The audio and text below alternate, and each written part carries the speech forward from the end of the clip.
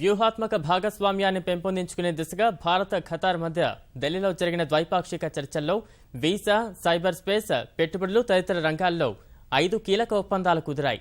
ఖతార్లోని ఇంధన రంగంలో భారత్ పెట్టుబడులు పెట్టేందుకు సిద్ధంగా ఉందని ప్రధాని మోదీ ప్రకటించారు. ఉగ్రవాదం, మనీ లాండరింగ్పై ఉమ్మడిగా పోరాడాలని రెండు దేశాలు నిర్ణయించాయి. తొలిసారిగా భారత్కు వచ్చిన ఖతార్ ప్రధాని షేక్ అబ్దుల్లా బిన్ ప్రధాని నరేంద్ర మోదీతో సమావేశమై ద్వైపాక్షిక చర్చలు జరిపారు. ఇంధన రంగం, వాణిజ్యం, భద్రత తదితర అంశాల్లో పరస్పర సహకారం పెంపొందించుకునే దిశగా ఇరు దేశాల మధ్య చర్చలు జరిగాయి. ఉగ్రవాదం, మనీ లాండరింగ్ వంటి జాడ్యాలను సంయుక్తంగా ఎదుర్కోవాలని భారత్, ఖతార్ తీర్మానించాయి.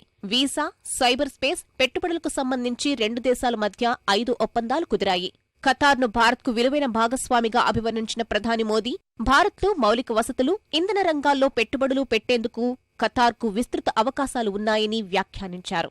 ఖతార్లోని హైడ్రోకార్బన్ రంగంలో పెట్టుబడులు పెట్టేందుకు భారత సంస్థలు సిద్ధంగా ఉన్నట్లు వెల్లడించారు. భారత్, ఖతార్ కలిసి ఉమ్మడి సంస్థలు నెలకొల్పడం, ఉమ్మడి ప్రయోగాలు చేపట్టడం తదితర చర్యలను చేపట్టాలని అన్నారు. గల్ఫ్ ప్రాంతంలో భారత్కు ఖతార్ కీలక భాగస్వామిగా ఉంది.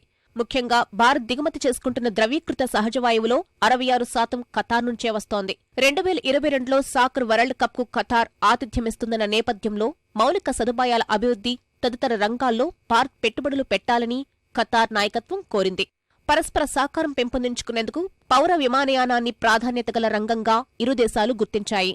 ప్రతి ఏటా భారత్ 80 లక్షల టన్నుల యూరియాను దిగుమతి చేసుకుంటుందని వ్యాఖ్యానించిన మోదీ, యూరియా సరఫరా విషయంలో ఖతార్తో దీర్ఘకాలిక ఒప్పందం కుదుర్చుకునేందుకు సిద్ధంగా ఉన్నట్లు ప్రకటించారు. ఇరాక్, సిరియా, యెమెన్లలో నెలకొన్న యుద్ధ వాతావరణ పరిస్థితులు కూడా ఇరు దేశాల మధ్య చర్చకు వచ్చాయి.